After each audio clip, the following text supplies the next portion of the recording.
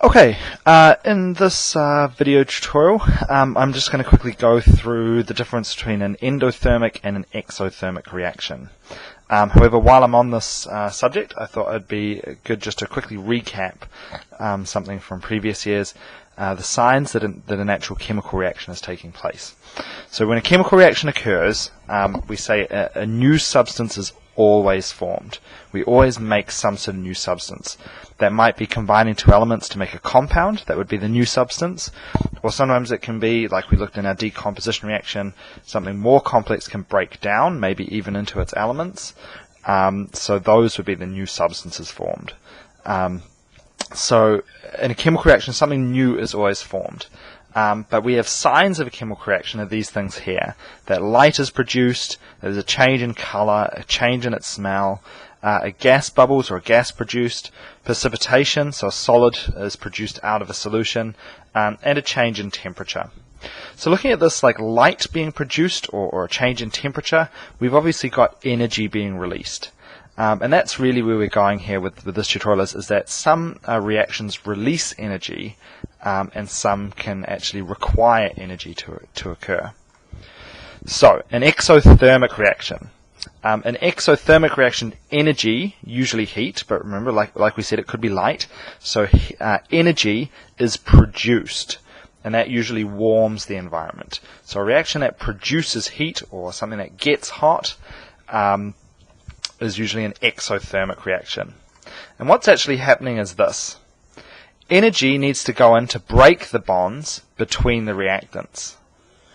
Then, when they recombine, the products, when those bonds form, release energy. In an exothermic reaction, we put in less energy than we get out.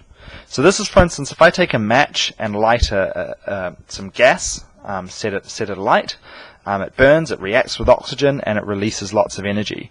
But we still actually had to put a little bit of energy in to get it going. And that's because we had to put some energy in to break some of the bonds within the reactants. But when they started to actually react with oxygen and recombine to make the products, a lot more energy was released. And actually, as soon as we'd lit it with the match, as soon as we provided a little bit of energy to break these bonds and start the reaction, so much energy is released here that it can actually set off more, alright, set off another set of this reaction, and so it starts going all by itself. So an exothermic reaction might take a little bit of energy to get it going, but then it releases more energy than you put in, so it tends to either get hot, it produces heat, or produce light.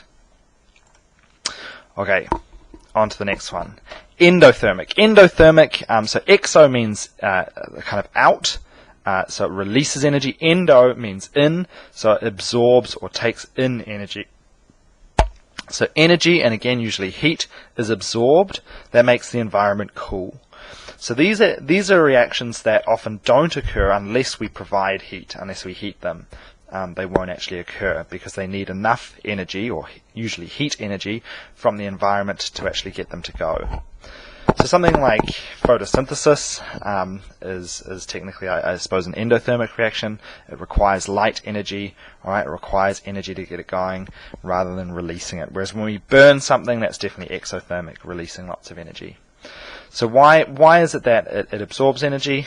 Well, again, it comes down to our bonds. So in this case, it takes quite a bit of energy to break the bonds, and when they reform, less energy is released.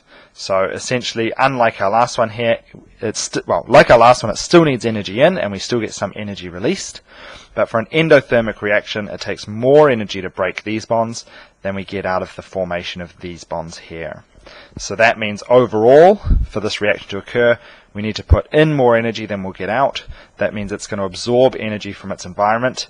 That means two things. Either it's going to cool the environment, so it might be cold to the touch, or it might be a reaction that we actually need to heat, like on a Bunsen burner or something like that, in order for the reaction to actually proceed, for it to occur. Okay, so there you go, that's endothermic, basically any reaction that absorbs energy from its environment. Exothermic, any reaction that basically produces energy and releases energy into its environment. Whether a reaction is combustion or synthesis or decomposition, or it doesn't matter, all reactions can are also essentially either exothermic or endothermic. So these aren't two extra types of reactions. All of the other types of reactions we looked at, any reaction fits into either these two categories, either exothermic, releasing energy, or endothermic, absorbing energy. Cool, that's it. I hope you found it helpful, and I think that's it for the year 10 topic.